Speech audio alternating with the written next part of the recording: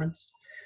First of all, I'd like to, on behalf of Highfield, welcome you. My name's Edward Dawson. I'm the International Development Manager based in the Dubai office. The purpose of today really is for an experienced trainer to tell you more about his experiences of taking his training online.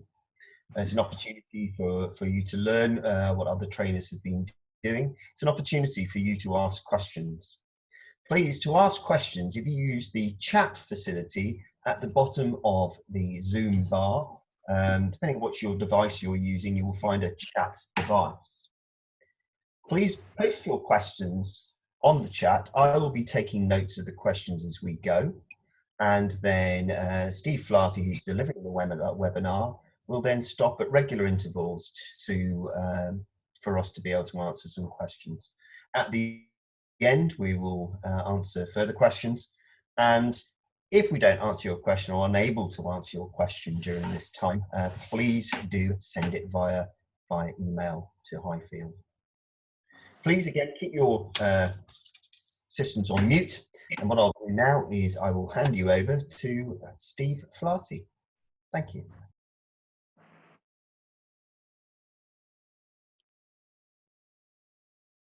Okay. Am I unmuted? That's good. Yeah.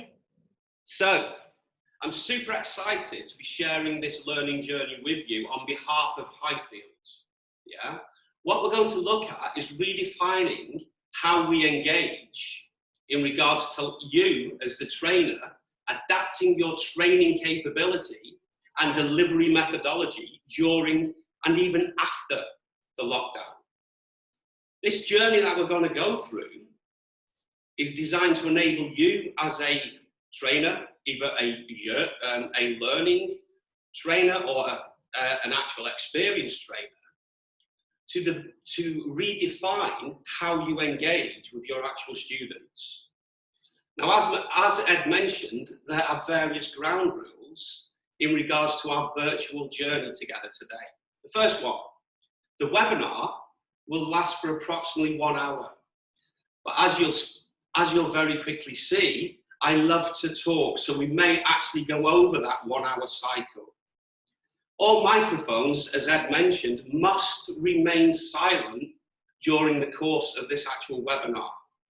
We've got quite a lot of people attending today, and to enable maximum virtual training value, please, please, please, as much as you can, try to keep your microphones on silent. If you have a question, please pose it, and as Ed mentioned, I will stop at pertinent parts of this training journey to answer as many questions as I can. So please, please, please continue chatting and adding questions. A little bit about me. I've been in the region for 15 years in various different environments. Before that, I was in the British military for 15 years. I left in 2005, went to work in Iraq for 5 years as a private security and crisis management consultant. I then, during that period, settled here in the UAE. I started to consult for a training and consultancy company. I then bought that business, and that's where my journey with Ed started. I then sold my part of that business, started to work for Highfield, and then eventually became the head of health and safety for a fantastic show here in the UAE called Le Pearl. Obviously, during lockdown, Le Pearl is now closed. Now, we do not know when we're going to reopen again. Now, that had a negative outcome for me that I then turned into a positive opportunity to go and work on my plan B in regards to training and consultancy. So that's what I've been working on for the last month and a half. And I intend to continue that journey even when Le Pearl returns to opening. Now, our collective aim is to improve our understanding of the capabilities of the following. E-learning. Highfield, for a number of years now, have a fantastic portfolio of e-learning subjects. elements. Some are short, bite-sized courses. Some are actual qualification pathways in regards to e-learning leading to remote invigilation. Others, as you'll find out throughout this actual webinar, have the capability for you to enhance them in regards to a blended learning journey. Remote invigilation, as I mentioned, I had a personal experience of that about 3 weeks ago with Highfield in regards to, instead of paper format invigilation, I zoomed in to one of the Highfield invigilators and actually had a fantastic journey that brought me and that invigilator basically virtually into the same room. The good capability about remote invigilation is A, it's still compliant in regards to the capability of you, the learner, not being able to cheat, and B, you get your results at the end of the test. So the old paper format of invigilation, where you have to wait for a week, 10 days, 2 weeks for Highfield to mark and then post the results. The remote invigilation journey through Highfield now, during this lockdown and beyond, you get the results right at the end of the test, which for me as an individual was fantastic because I knew straight away that I'd passed. Another collective aim is blended learning approaches, and I'll explain a little bit more about that a little bit later. Maximum class participation in regards to virtual classroom journeys is vital, yeah? Because even though we're speaking to each other through a camera, I still need to give the appearance that we're actually in the same room together. And obviously personal development for us as trainers and consultants is vital, not just during lockdown, but on our continuous professional development approach to being the best that we can be. So what is our objective then? The first one is to enable us as trainers to step outside of our conventional classroom comfort zone. Now, I've been a trainer now for touching 28, 29 years in various different training modalities. However, most of that until lockdown has been face-to-face, yeah? So as a trainer, taking that training journey on to the virtual web is quite daunting, yeah?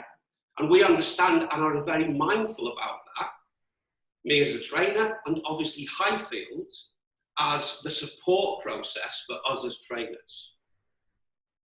Now, virtual platforms, it very much depends on what you want to do with the platform. Now, for me, Zoom has fantastic capabilities. It's been designed pre-pandemic, exactly for the pandemic. So for me, Zoom has fantastic creative capabilities in regards to how I can interact with you as the learners. Training and assessing approaches, yeah, is another objective that we're going to look at today. And obviously various learner support strategies, either collectively as training centres or with the fantastic support that Highfield International and Highfield UK have actually put together to assist us to get through this crisis. It's vital, and I'm sure some of you already have started your own learning and development in regards to what you know now and what you need to know off the back end of this crisis. So there are our learning objectives today during this webinar.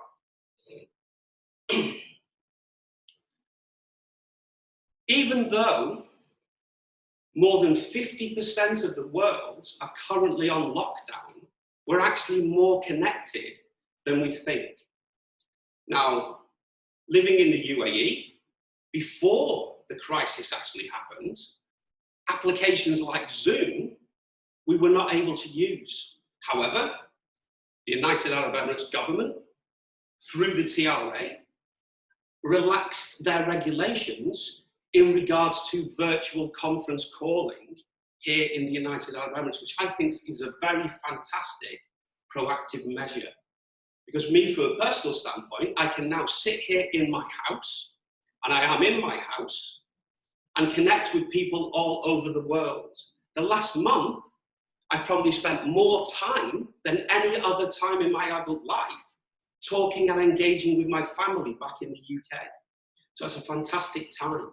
Now, as we know, Highfield Group has various different arms to support our learning and training journey process. Yeah? Qualifications, products, international qualifications, e-learning and assessment all come together to create a fantastic multifaceted development approach for any training centre to mix and match and diversify the learning journey, covering anything to do with health, safety and security. Yeah. Now, before the crisis, what we thought we knew now isn't. Okay? So, unknown unknowns. They're things that we're neither aware of nor understand. They're future events or situations that are actually impossible to predict. So, if you relate that to the current situation for training centres and consultancy around the world, this time last year, we did not know that more than 50% of the population would be in lockdown. We also did not know that the Olympics would be postponed. We also did not know that Expo 2020 would also be postponed. All sporting events, entertainment events have now stopped. But we couldn't prepare for it because we didn't know it was going to happen. So that's an unknown unknown. Now, known knowns in regards to training are things we're aware of and things we understand. So every training subject that you're a micro or major subject matter expert in is a known known because you know it and you know your capabilities as a trainer. Yeah. In regards to the training journey and the virus, we're now in the known unknown stage. Now, they're things that we're aware of, but don't fully understand. And if we relate that to training, we know the virus has stopped us training face-to-face. What we don't know is how long that is going to be implemented for. Yeah. But what we do know, and what we're starting to know, is how connected we still can be in regards to all of the fantastic subjects that Highfield have to offer. Yeah. We've also got a very strange one, and this is where communication, or in fact lack of communication, comes into play. And that is unknown knowns. They're things that we understand, but things that generally some people within our organisation are not aware of. And this is one of the main focuses of this whole webinar experience that I've put together on behalf of Highfield. Yeah, we all understand that we're good trainers, but what maybe we don't understand is the support structure that Highfield International and in fact the whole of Highfield Group have put together to assist our personal and corporate survivability during this crisis. Yeah. Is there any questions so far? Hi, Steve. The only questions I've got so far are related to sharing the recording, because you are recording. Will we be able to share the recording? Yes, I'm recording it myself.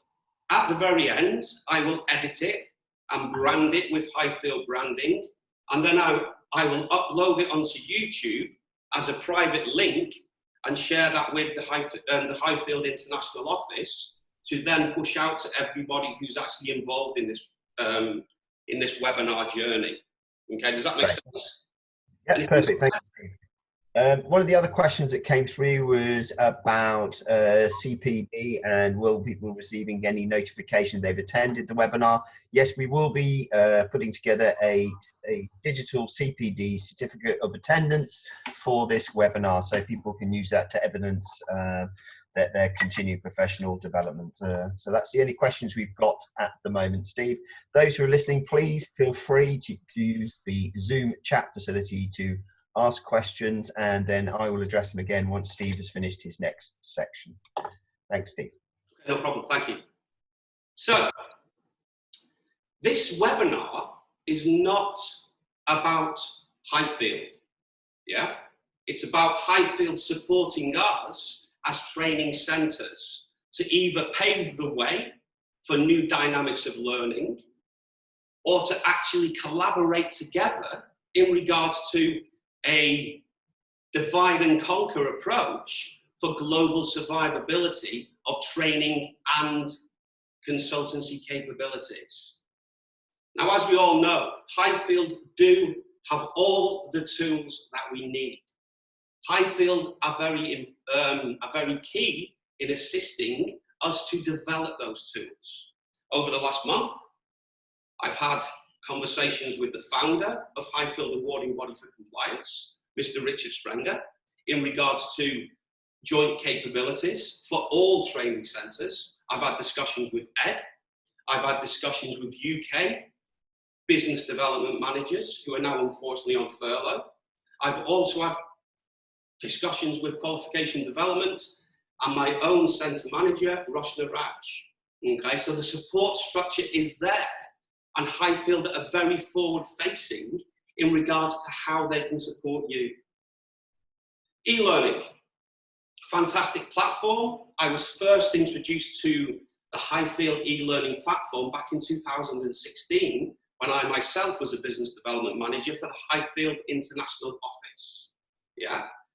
Very quickly, I started to see its capabilities as a blended learning strategy. Now, what I mean by blended learning is using the e-learning credits as the back-end knowledge for a practical application approach to training. And what I mean by that, very simply, is it condenses the amount of time I have to spend in the classroom with the individual candidates before they go on to assessment. Yeah? I can make it more relevant to their individual industries, because all of the back-end knowledge that I would normally embed into a classroom learning journey, they've already done. So I can have two-way interface in regards to communication strategies with the learners regarding remind and revise the elements I know they've already covered. Yeah. So e-learning, absolutely fantastic. Blended learning, I've already covered. Remote invigilation, I already mentioned about it.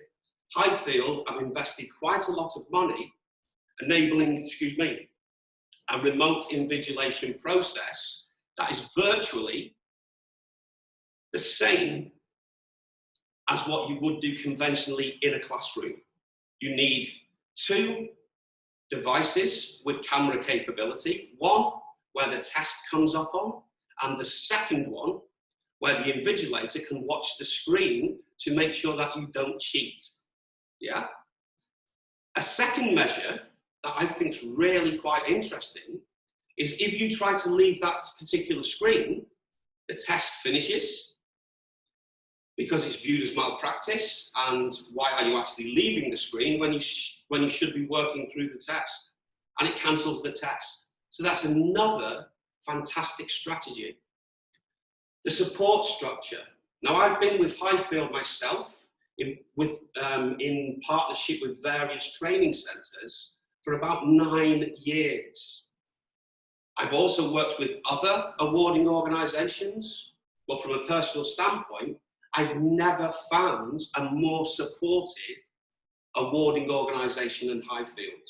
Yes, we have IOSH, fantastic organisation. I'm a member of IOSH, but they only focus on health and safety. Yes, we have City and Guilds who are multifaceted. Yeah. Yes, we have Pearson EdXL. But Highfield, I've always found that they give the personal touch. Now, what other organisation do you think you could name where you can email the actual founder of the organisation, not just the centre manager, yeah, not just the business development manager, but the actual founder, the chairman of the organisation, and get very quickly positive, supportive information? Relevance. We're at the beginning of a redesign of what we think the world is. If you look at the list of qualifications that Highfield currently offer, some have already been updated to include COVID-19. Now, before the pandemic, health, safety, security, crisis management, business continuity professionals like myself were not always listened to within an organisation. During this pandemic, that dynamic has now changed. So using the toolbox of qualification subjects that Highfield actually offer is a fantastic enabling process to ensure we start to get ahead of the curve, not just flatten the curve of this horrible pandemic. The tools that Highfield have are for you to blaze a dynamic trail, guys and ladies. Yeah. Now, I've developed over this last month and a half different delivery strategies. Yeah, trying to engage with the participants of the various courses that I put on in a very interactive way, enabling them to actually be drawn into my living room, enabling me to actually be drawn into their place of study. Yeah, in very, very, very different interactive ways. Some of them I'm going to share with you today.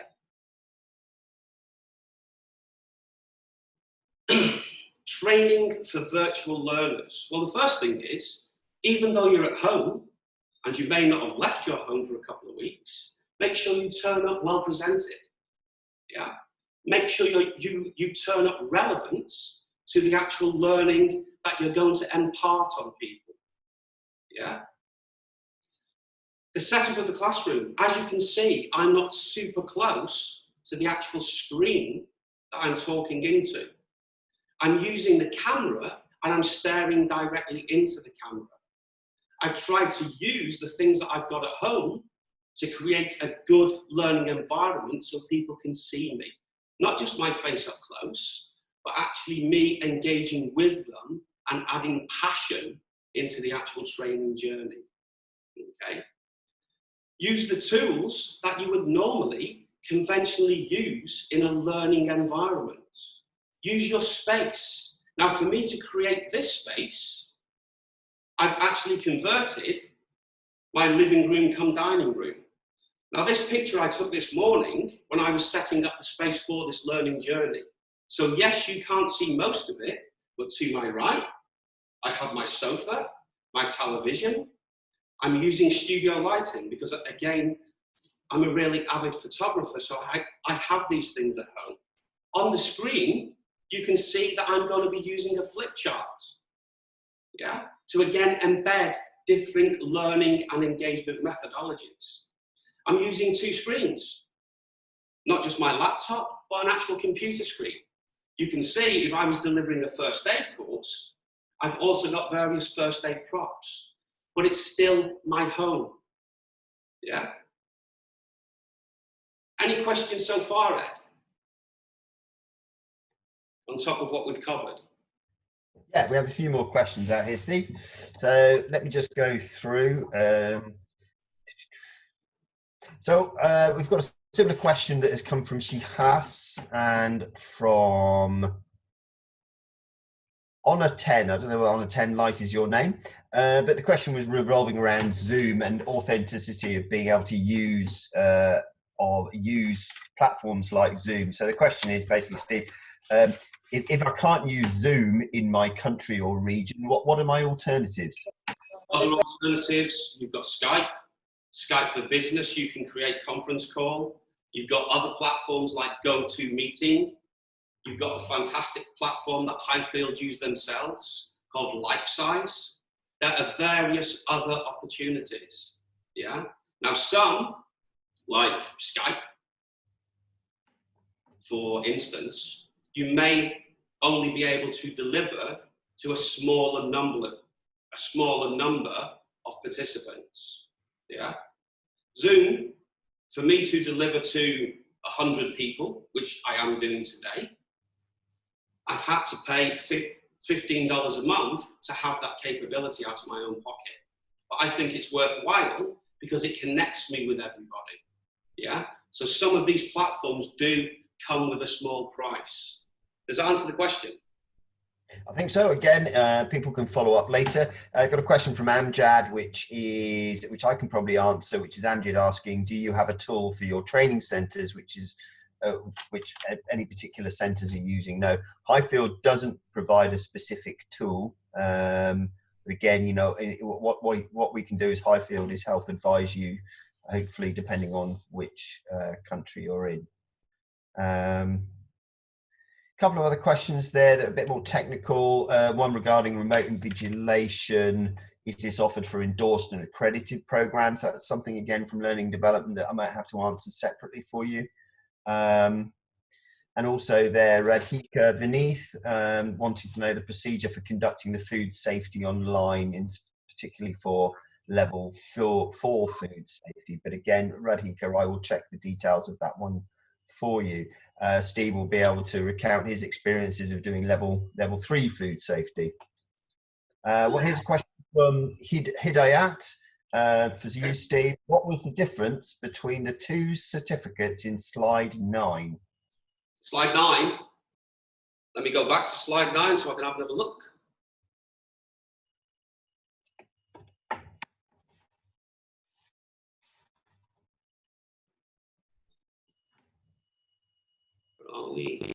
That's slide 9. I'm coming up to now.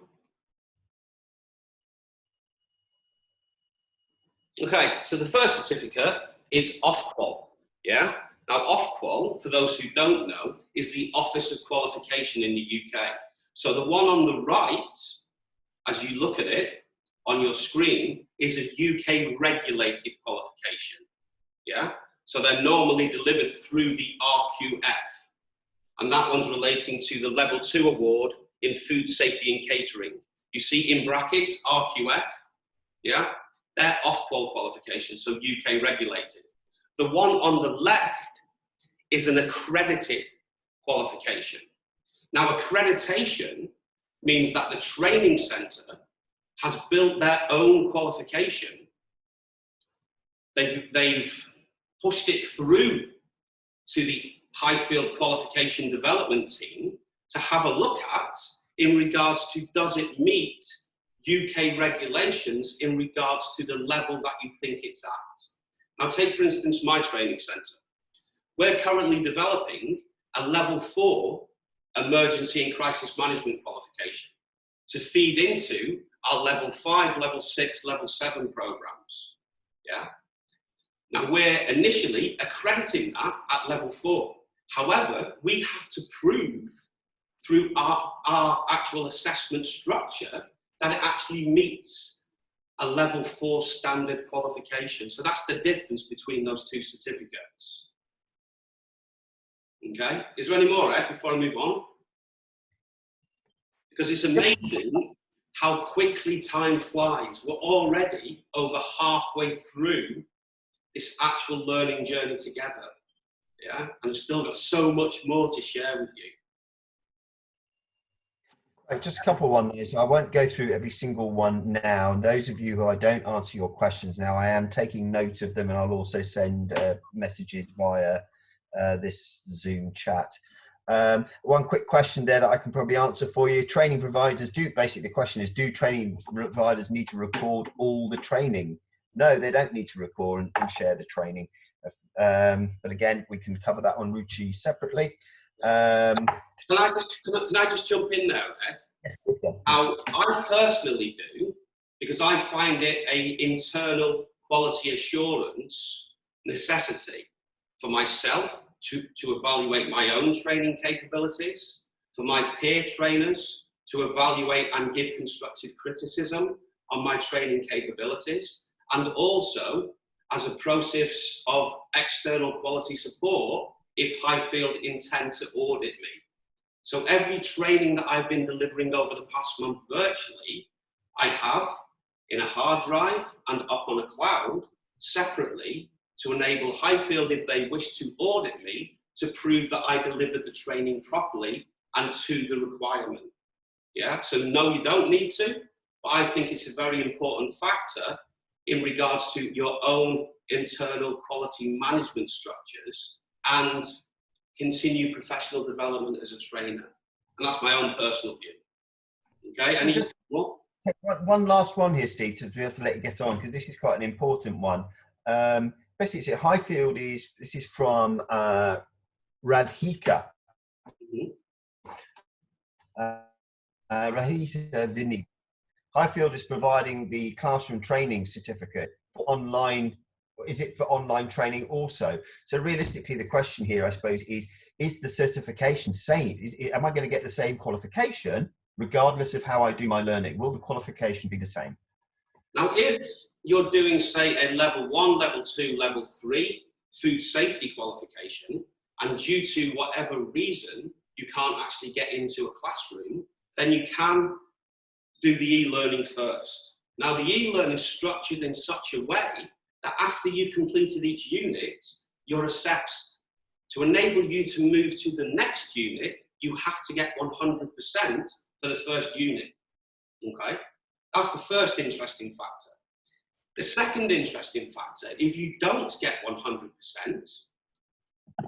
it very intelligently analyzes which element you didn't quite get and then allows you to revise that individual element, and then you take the exam again.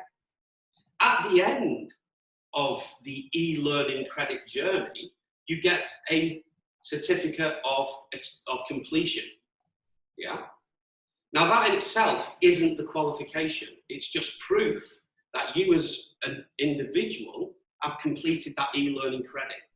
You can then opt to pay a little bit extra money to be remote invigilated by Highfield against that qualification. So in regards to the actual certificates, yes, they're exactly the same if you're successful on the remote invigilation. One's classroom, one's blended learning, the other one could be e-learning, okay? Because then that enables people on remote platforms who can't get in to a central classroom to still continually professionally develop themselves. Yeah, so in answer to that question, the certificates are exactly the same, as long as you're invigilated. Ed? Great, thank you, Steve. I'll let you carry on. Cool. Okay, so the how of how we engage with our learners is the key to the success of the virtual learning journey. The assessment capability. Now, what I mean by that is not the qualification assessment, it's the assessment of your capability in regards to what you can teach, how you can teach it, how much space you've got in your house or your office space in regards to delivery methodology. What equipment would you need to deliver that qualification? Do you have that equipment to hand? How can you adapt equipment in regards to enabling the learner can still meet their assessment requirements? Now, let me give you an example. Last week, I delivered a level 3 first aid at work qualification to one person in Las Vegas, one person in Australia, and one person in the Ukraine. They're all actually colleagues of mine who are, again, the show's closed, they're on unpaid leave, and we were delivering a CPR assessment, cardiopulmonary resuscitation. I, as a trainer, have my mannequins here, but they, as participants, if they were in the classroom, they would have mannequins or have access to mannequins, but they were at home. So what I got them to develop was I got them to get a t-shirt, put 2 pillows in the t-shirt, position their cameras so I could review their compression depth, before that their primary survey, embedded a little imagination in regards to them actually doing the head tilt chin lift and breath check on the mannequin, yeah? And I still achieved the aim of assessing their competence. I also embedded that they became the tutor and I became the learner for certain aspects of the first aid journey in regards to me explaining, demonstrating. When we came to practice, they became the tutor and they talked me through the process, yeah? It's a different style of training and assessment, but it still meets the learner's assessment capability, okay? Assessment of delivery is vitally important, yeah? If you're just talking into a camera and you're not getting the participants to do something, either group activity, yeah, which you can still do on Zoom. Now, if we were actually delivering a organizational resilience course, which normally in the classroom embeds a lot of group activity, how I do it on a virtual platform is the main room that we're talking in now is the teaching room. I would create virtual Zoom meetings around that and allocate each meeting to a collection of people. So when we get to group activity, I would tell them to move into their collective meeting rooms. They can discuss two-way the actual group activity that I want them to conduct, and I can visit each other meeting room, yeah? That's still embedding group activity on a virtual platform using multiple separate meeting rooms that I, as an admin, can still control, yeah? And that, again, adds to the virtual learning interactive journey of the various course platforms. Creating engagement is basically what I've just covered. You need to engage with the learners. Yeah? Today's webinar, if this was a class, I'd want to talk to you. So for some things like first aid, normally the maximum class participation of the first aid course by UK regulatory guidelines is 12 participants. Now, virtually, I personally wouldn't be comfortable delivering to 12 people in one session. So I've reduced the amount of people that I accept on my first aid courses for the virtual platform. I've also split those courses up. I've used e-learning credits for them to do the theory, and then I've embedded small, bite-sized training and assessment meetings to enable for them to come for 2 hours. They can then move away, do a little bit more e-learning. The following day, they come for another 2 hours. Because unfortunately, during lockdown, as professionals with children, we've also got our children's needs.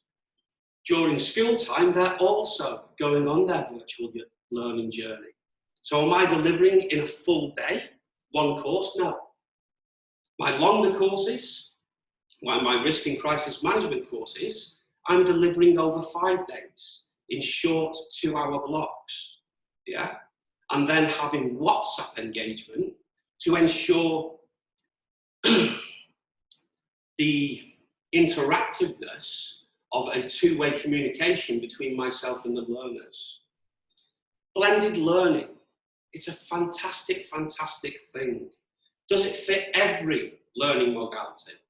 I didn't think it did, but the more I'm playing with this virtual platform, the more I'm seeing its capabilities for the future outside of this crisis.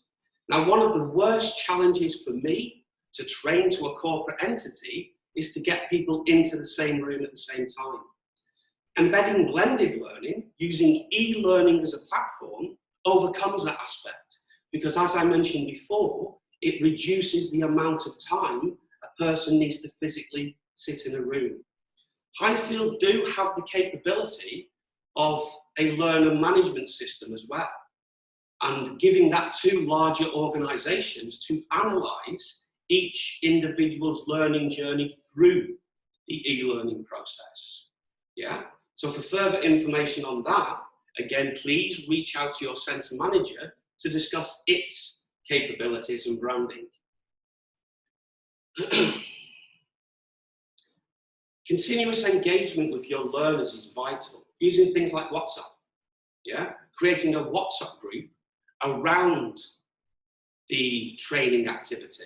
Now that embeds current two-way communication in regards to challenges that learners are having. It creates peer-to-peer communication for learners to learn off each other.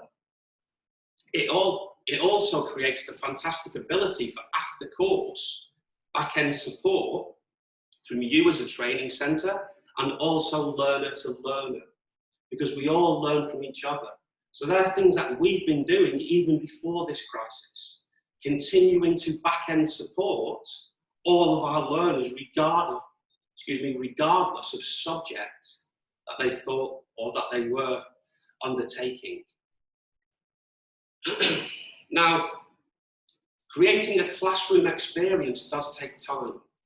Yeah, it does take a lot of thought. It does take a lot of rehearsal. And I'm still tweaking every single class that I deliver, be it webinar, two-way communication class, videos for my social media channels. I'm still tweaking the actual delivery. What we're going to look at now is one method that I use during the class to actually deliver the first portion of the subject, but I also use it to mask my movement to set the classroom up for the next element of what I'm going to teach.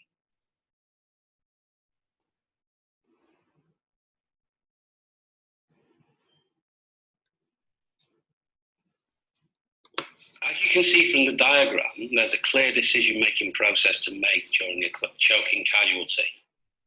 Is the casualty choking, yes or no? If the casualty is only suffering the partial airway blockage, they may have the ability to cough. If they are able to cough and are coughing, encourage them to cough, because this will dislodge whatever's making them choking. However, if they have a full airway blockage, lean the casualty forwards, support their upper abdomen with one hand, place your body behind them, and with the heel of your hand, give up to 5 back blows in the center of their shoulder blades. After each back blow, check to see if the objects come out. If successful, yes, reassure and rest the casualty and get them to seek medical help if necessary. If it's not successful, however, give up to 5 abdominal thrusts, again checking between each abdominal thrust. If successful, yes, reassure the casualty and get them to seek medical help. If successful, no, repeat the whole process. 5 back blows and 5 abdominal thrusts. If after 3 cycles there's still no improvement, yourself or somebody else start to call 999 as you continue the process. The key factor is to hit as hard as you can with the soft part of the palm of your hand.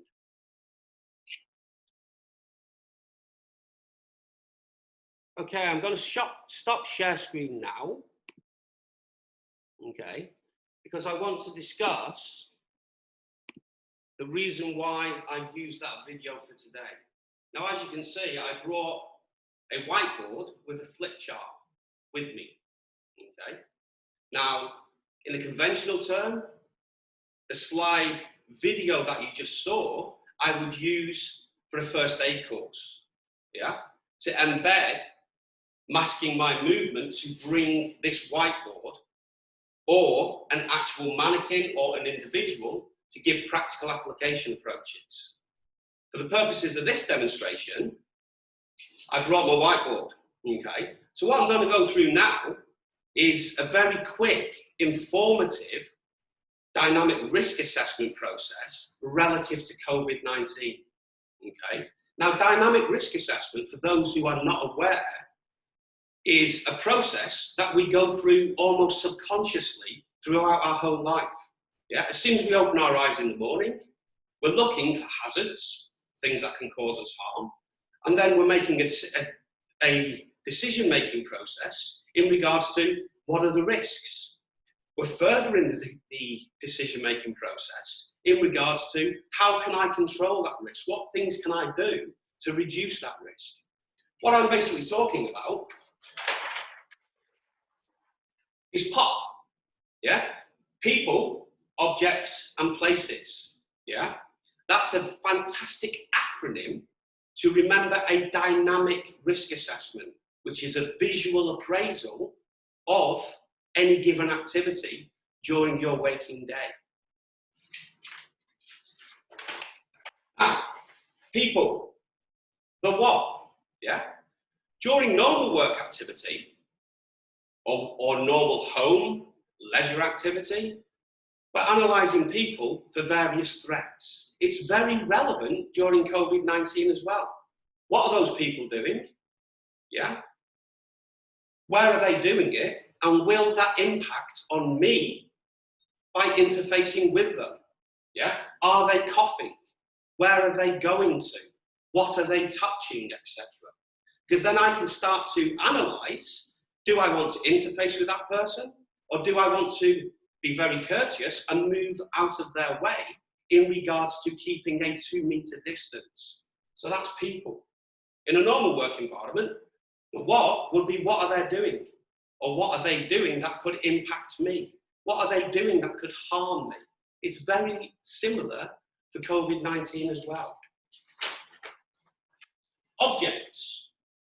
What objects are they actually touching? What are they carrying? Yeah? Are they going to place it down?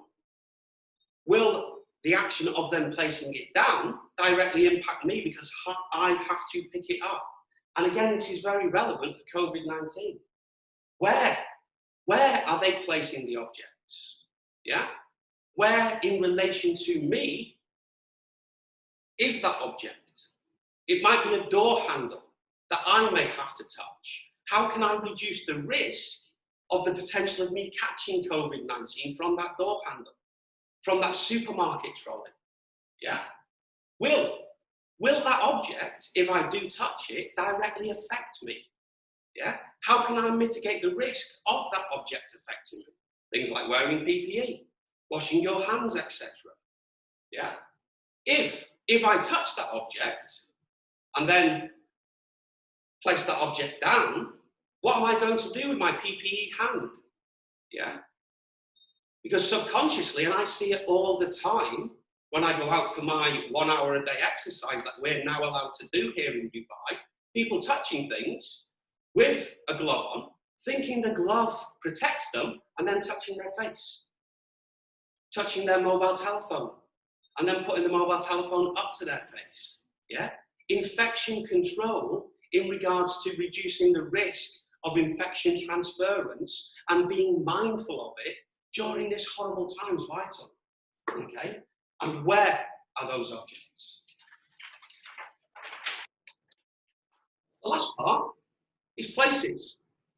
People, objects we've already covered. The last bit's places.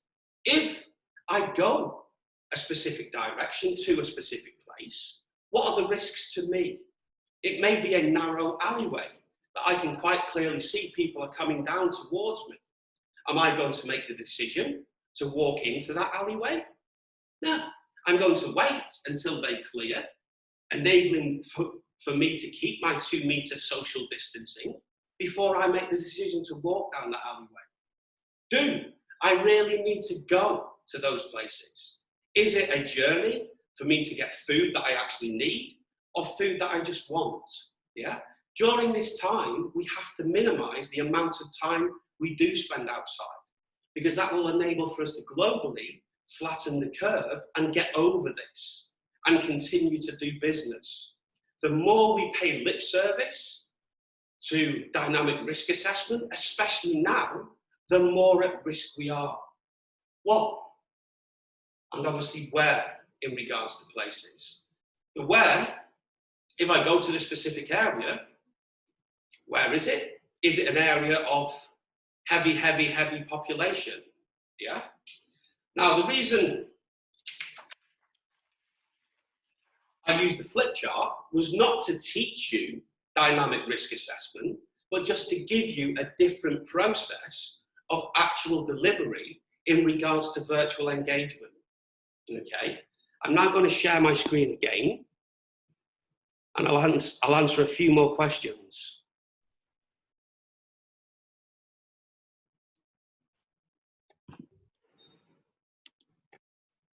So Ed?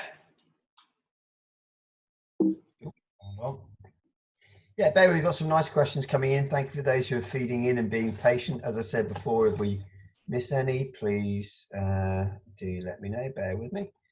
Let me just get back to where I was.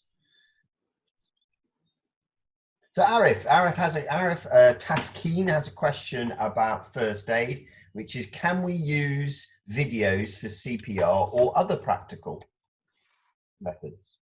Okay, that's a very, very good question. And I'm going to answer that now. Yeah. Videos are absolutely fantastic. Yeah. But try to make your own. If we'd have continued to watch that choking adult video that I put together, the first thing you would have saw that I used a Highfield slide to embed that they're actually doing a Highfield course. The second thing is the rest of it is an actual video of me conducting the actual process and further explaining and demonstrating that process. Now, I could quite have easily gone onto social media and found somebody else to actually use. But why, when I'm the trainer? I want to ensure that the learners understand that me as the trainer, I can actually do the skills that I'm teaching. So yes, use videos, fantastic way of, again, engaging with your customer, your learner, your client, but make them relevant to you and your organization. Brand them with your organization's logo instead of using somebody else's. Okay, does that answer the question? Yeah, I think so, Steve. Another quick question about e-learning, and this is quite a good question because I think it demonstrates one of the big advantages of e-learning. It's from Singa Durai. How many people should we connect when conducting e-learning? So I think it's really a question about, do we have a maximum number of people when we're delivering e-learning that we can deliver it to? Now, if it's just e-learning, then the sky's the limit. Yeah. Because they're conducting their own distance learning, journey, utilizing e-learning. But if you're using it as a blended learning approach, then yes, you can keep pushing e-learning credits out, but then you have to start to batch individuals together in regards to the number you're comfortable with for delivery. Now take, for instance, again, first aid. In a classroom, maximum 12 for one instructor, yeah? But on a virtual platform, would you be comfortable with teaching 12 people, ensuring that each one of them is being assessed as though you were in the classroom? Yeah, that's why I personally do a maximum of 6 for first aid at the moment. Yeah, does that answer the question? Yep. Another question on first aid here. It's from Anthony Kelau. Is the e-learning training provided, approved by Dubai municipality? And a specific question then about DCAS, about the first aid. Now I can field that one if you want, Steve. It's up to you.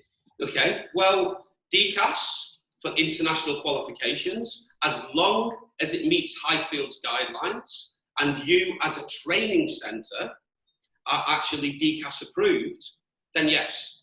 Yeah. Now, if you're a training centre who's based in Abu Dhabi, or in Saudi Arabia, or in Oman, or in the Philippines, or in Pakistan, or India, etc., but you have an office here, then you can give them an international qualification, yeah, from your office in Pakistan, Germany, Philippines, etc., that they can then take themselves to get stamped to give them the approval. Now, this is quite new because in the old days, you had to have a regulated qualification delivered by an awarding body like Highfield, yeah, that was delivered in Dubai. However, Highfield are international, okay? As long as it's still a Highfield qualification and you're not physically delivering it in Dubai for the Dubai market, then the individual or the HR from that company can then take those certificates to DCAS. Say, we did these virtually in Pakistan, in India, in Abu Dhabi, etc. They're still regulated qualifications through Highfield because you have the individual candidate number that can be recognized through Highfield. Yeah. You then pay a small amount of money and DCAS will stamp that qualification for you because it does meet their standards.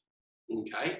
So yes, if you're a Dubai-based company, DCAS have approved virtual blended learning as long as it meets Highfield's requirements, which I do believe the centre managers sent out about a week ago.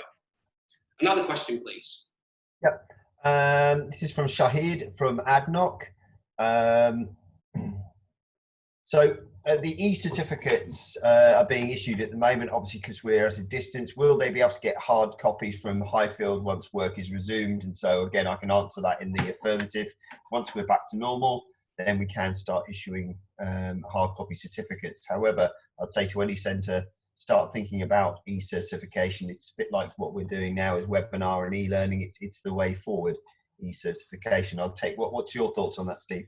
Well, it is the same certificate. Now, if you're like me, as soon as I get a paper certificate, I scan it, I put it into a folder that I then collect all my certificates in on a cloud or virtually on one of my hard drives. Yeah, and then I forget about the paper certificate. Think about the environment and going green. A PDF certificate is the actual certificate, but you've saved a tree in actually not printing that certificate out. When you go for a job, you send a soft copy of your CV and soft copies of your certificates. Now, the only time you would need to have an actual certificate, for me, is if you're having it attested. Yeah.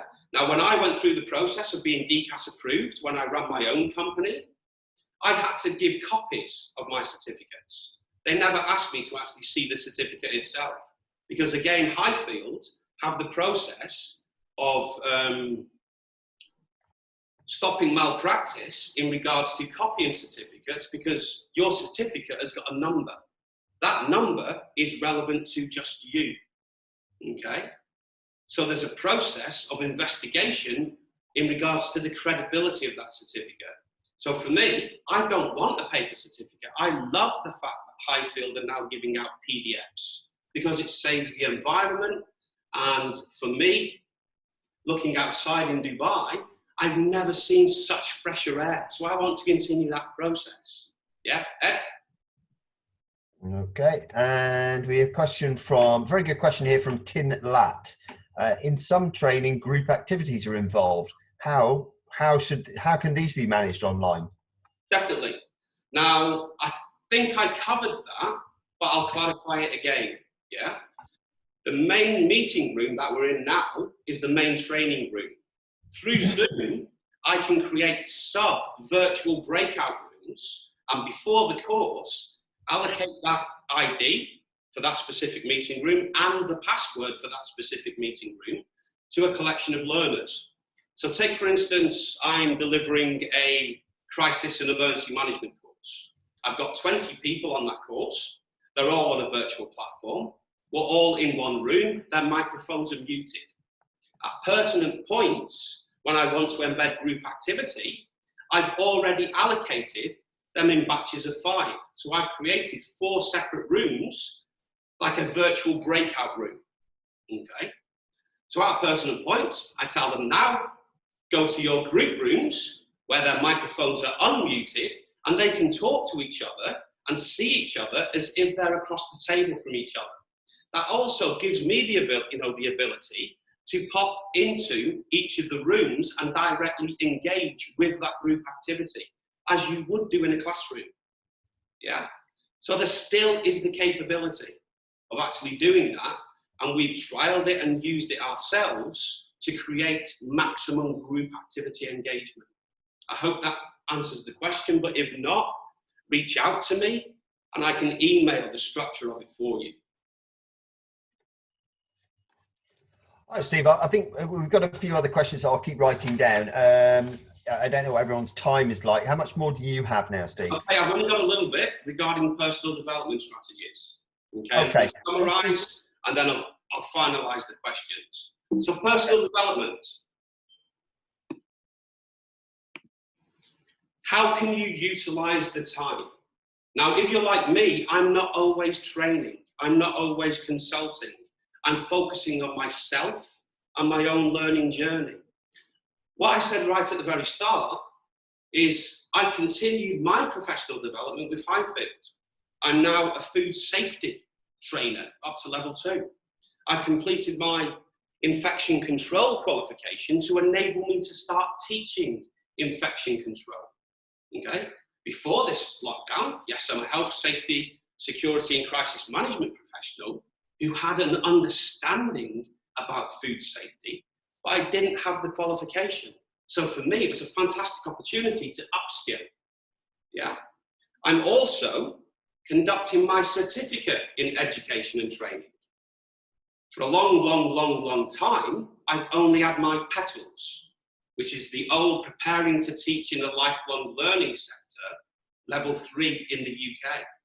But me, I've got a fantastic opportunity now to get the theory part of my certificate education and training down, which then enables for me to teach award education and training commercially. I'm also upskilling my crisis management qualifications in regards to my level 6 strategic risk and crisis management qualification that I'm doing. Yeah. So that's what I'm doing. I would suggest that you guys use Highfield, collaborate together as training centres and upskill your capabilities during this time. Be the best you can be. I'm apportioning a lot of time in actually rehearsing what I'm delivering. A, because it's an unnatural environment, but B, to continue to professionally develop my training and delivery skills. Yeah? And I love constructive criticism, as long as it is constructive, from my peers, my co-trainers, or people that I don't know, but I value their opinion in regards to making me better. So utilize your time in the same way. Personal improvement pathways. There's a wide variety of various things that we can do to improve ourselves personally, either physically or emotionally, and professionally. Now is a beautiful, beautiful opportunity to jump all over this. Because when this pandemic over, I guarantee you'll be training all the time other people. So spend a little bit of time focusing on yourself. Invest a little to gain a little. Yeah. Some of the qualifications that we're seeing online are free. Yeah. They're not actual qualifications. It's a certificate given to you to say that you've completed a program. It's not an assessment. Highfield have slashed their prices for training centres to enable survivability for us as training centres. Utilise that by personal investment as well. Yeah. If there's a qualification that you've always thought about doing, but due to monetary reasons, you haven't had the facility, reach out to Highfield in regards to e-learning, etc., and they have cut their prices down. Achieve is the company that I consult for. We have fantastic collaboration capability. We're open to supporting training centres in line with Highfield. We're not in partnership with them, but we feel Highfield's a fantastic product that needs to stay in the community because they give us so much support and they have done in the past. So we're open to any other training centre to assist your learning journey, to assist your training capability. Okay? My personal development, I've already spoke about. Strategic market analysis is vitally important in developing strategies. Look at what the market needs to survive. Infection control. absolutely critical. Health and safety, food safety are all critical. Okay, so they're the main focus and drive in regards to you as a training centre strategically looking at the market and how we can assist. Like I said, we offer train the trainer. I believe internationally, and please correct me if I'm wrong, Ed, we're the only training centre who offer certificate education and training. We're one of the only training centres internationally who offer award education and training, and also international award in delivering training. So again, if you're interested in improving your trainer capability, reach out to us. As I mentioned before, if you feel that we could partner, assisting each other to survive, and then creating a divide and conquer approach to larger projects, then again, please reach out to us. Crisis management. We're in a crisis now. A lot of organizations are not managing it properly. Yeah? A lot of organizations don't understand the intricacies and detail of crisis management. Now, for a long time, Achieve have been delivering, in partnership with other organizations, crisis management qualifications. We're about to launch a level 4 accredited qualification through Highfield in the next couple of weeks. Organizational resilience, we're also in partnership with a subject matter expert in the UK regarding a level 5 RQF regulated qualification in organizational resilience and business continuity management. And obviously journey safety and risk management is vitally important as well. So, questions please. Hello, Steve. Sorry, I was just waiting. What I was thinking now is if this is the end of the session, it would be quite nice if people wanted to ask a question in person. What I would request though is that if people please type, if they have a question they'd like to ask Steve personally, if you could type your name into the chat section, by that way we won't have everyone switching their microphones on at the same time. So please, if you have a question to give Steve now, please to type your name into the chat section.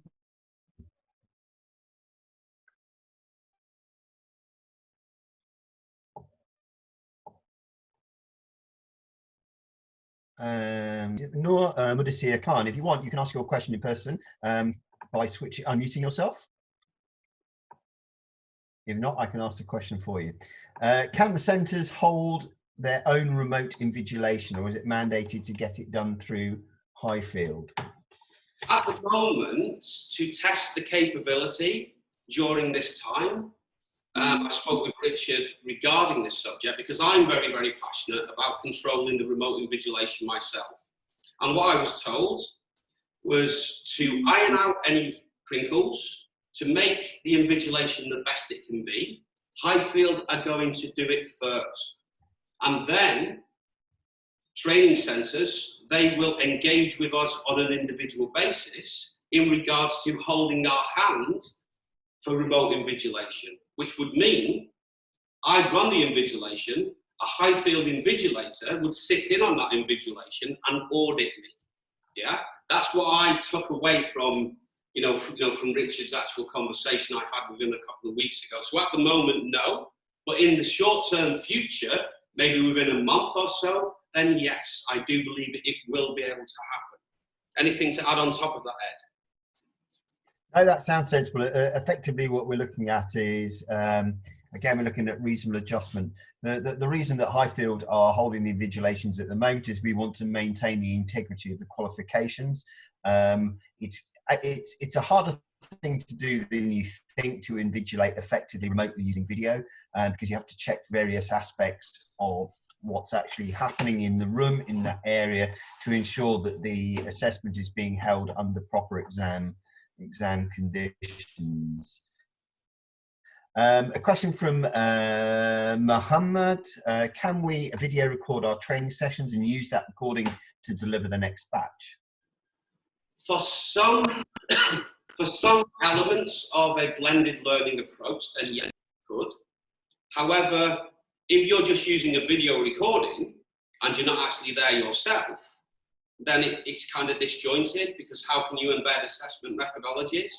Now, yes, you can use a video, as I mentioned before, as an element of your training, but what I'd recommend is you still need to have two-way interface. Now, I can see all of your faces wherever you are in the world, yeah? Now, that's important to me as a trainer, because I can analyze whether you're still listening or not, or whether you're switched off, okay? So yes, for certain elements, if you don't have the facility, use old videos of you actually delivering a certain portion of a lesson, but the actual discussion and two-way communication, keep it two-way, yeah? Because a video is one way, okay? Next question, Ed. Another question there. As per my understanding, this is from Ali Bakari, that we are offering e-assessment for level 4 food safety, but are we offering level 4 award in HACCP? What I would suggest we do there, Ali, is you need to check that with your centre manager. Obviously, training can be offered in a similar form to Steve is at the moment.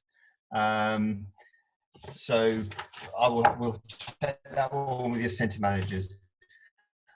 Ali Morshed, Steve mentioned first aid is a maximum number of learners of 6. Is that mandatory or just a help, just some advice about his own experiences? I've been training for first aid in the military and hostile environment and commercially here in UAE and globally for a long time. So in a classroom, I'm competent and comfortable training to 12 people. Yeah, easy. On a virtual platform, I'm still competent and comfortable training to 12 people. But what I'm not competent and comfortable in is actually getting interaction from all 12 people from the virtual platform.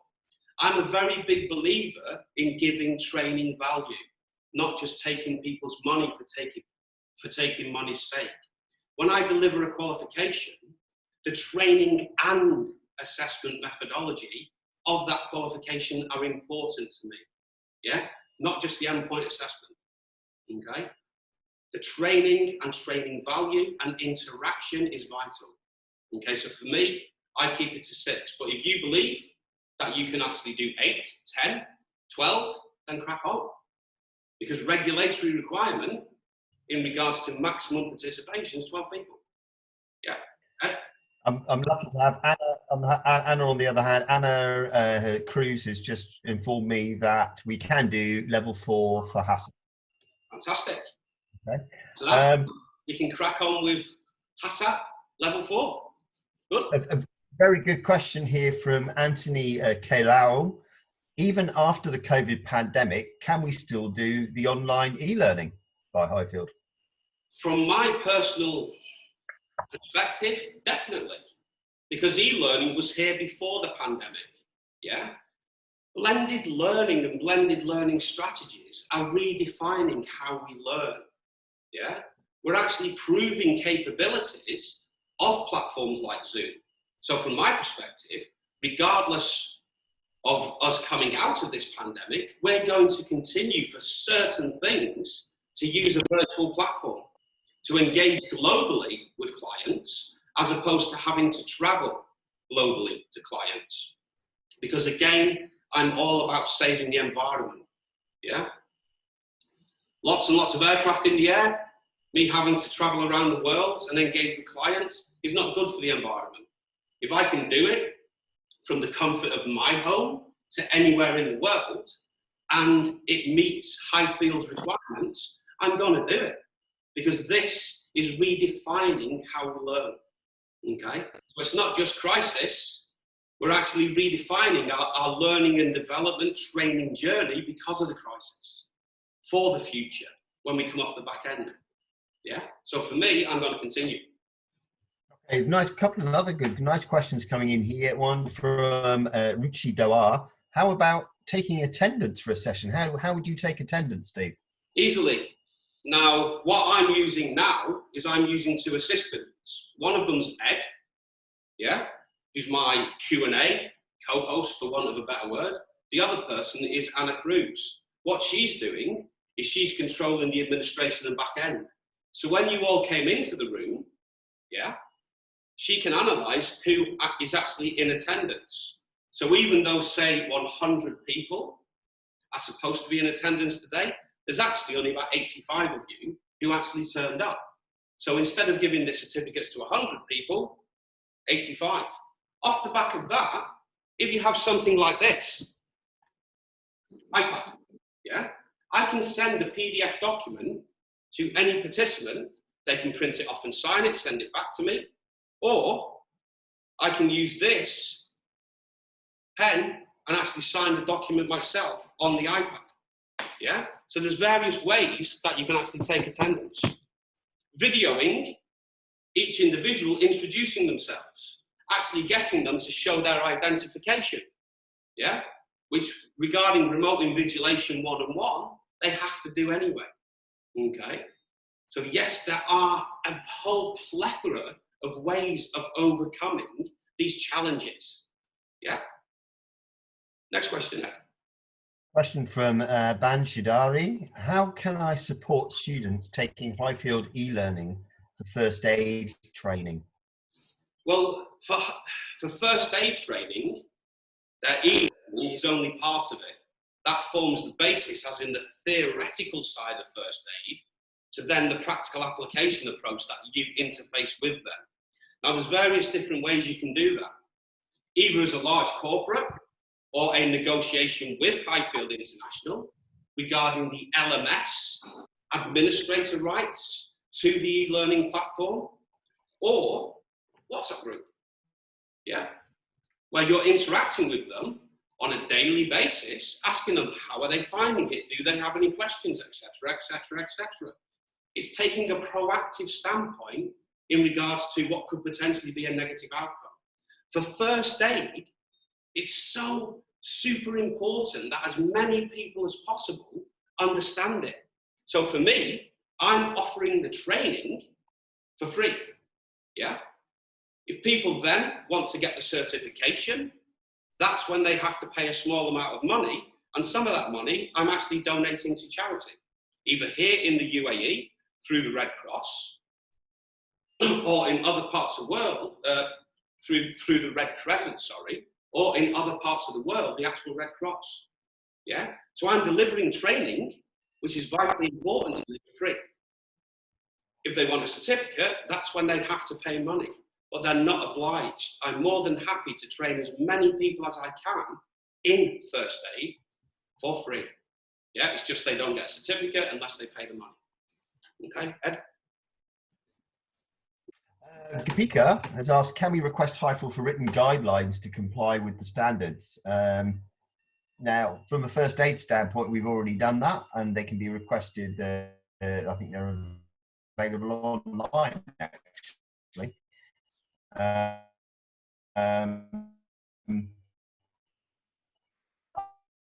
Other than that, I think it's what would be important, I think, for Steve, and I think remain the same. Therefore, the certification and qualification, as long as the exam is taken under invigilated circumstances, remains the same. Yeah, definitely. Now, my internet went a little bit funny then.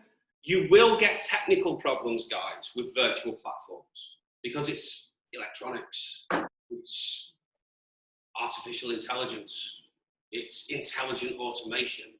So you as a trainer, you have to aim off for those. We, during this webinar, may lose connection, yeah? Because my internet might drop off, your internet might drop off. So you have to have a back-end strategy in how you can get that learner back online. You might have to invest more time for free in scheduling another Zoom conversation with them in regards to getting them back online. Because again, money will come. It's all about survivability of training centers at the moment. Yeah, not earning millions and millions and millions of dirhams. It's about giving back, supporting people in crisis, doing things for free, and earning enough money to survive. Okay. A couple more questions, Ed, and then I think we will close it. Okay. I appreciate the time's getting on there. A good one from Atef. Yeah. How can we evaluate the training session we deliver online? How can you evaluate it? Well, what I'm doing now is at the end of this, I will have a quick discussion with Ed, with Anna, with Roshna, and hopefully with Richard, who's actually zoomed in on this conversation as well, in regards to improving the capabilities of what I'm delivering now. Yeah, so that's one way that I'm enhancing my training capabilities. The other way, I'm videoing it. So one of the first things that I'm going to do, on top of editing the qualification, not the qualification, on top of editing the video, is to actually analyze my method of delivery. On top of that, I'm going to send it to my colleague, who's going to analyze the method of delivery as well. Okay, so that's how I do it. Okay, and they're just a few ways that I've embedded into it. So I hope that that actually answers the question. Right, I appreciate the time has got on. We actually, originally I set the time at being an hour and a half and pulled it back in. But thanks to all the input from everybody, it's taken us over that hour. Please do continue to send your questions via email. We do have other sessions running this week. If there's a requirement to put on other sessions, we will. It would be great to get your feedback as participants as to usefulness of this webinar for you. Also, topics that you would have liked to heard covered that we didn't cover. From a perspective of Highfield, I'd like to thank Steve for his time. We are planning on having these kind of webinars more often. So if you were interested in delivering a webinar yourself, please express the interest to your centre manager. In the meantime, I'd just again like to say one last thank you to everyone, especially Steve and all the participants. Yep. And hopefully see you again. Guys, if you need any advice, and small advice is free, you can see my email there on the screen. Take it down, follow me on, or connect with me on LinkedIn, send me an email. Let's start to collaborate together. Yeah, because collaboration improves our collective capability in making the world a safer place. Yeah, I'm not trying to push business, because business will come regardless of whether we collaborate or not.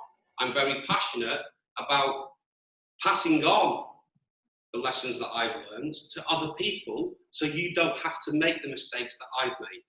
Okay, so please, please, please make a note of my email address and reach out to me if you wish. I'd like to thank you all, because I think we've got a global community this morning in listening to me. And as I said at the start, I do apologise that we've ran over. I hope it hasn't been too boring for everybody. Please take care of yourselves, take care of your families, enjoy the actual time that you've got to spend with your families, and keep being safe. That's the most important aspect. Yeah, please, please, please, please, please be safe. Yeah, take care of yourselves. Thank you very much. If Ed, you want to stay on, maybe Richard as well, and Anna and maybe Roshna, and then we can have a little discussion after everybody's gone. But thank you very much, guys and ladies, for attending this this webinar with me. Take care of yourselves. Bye bye.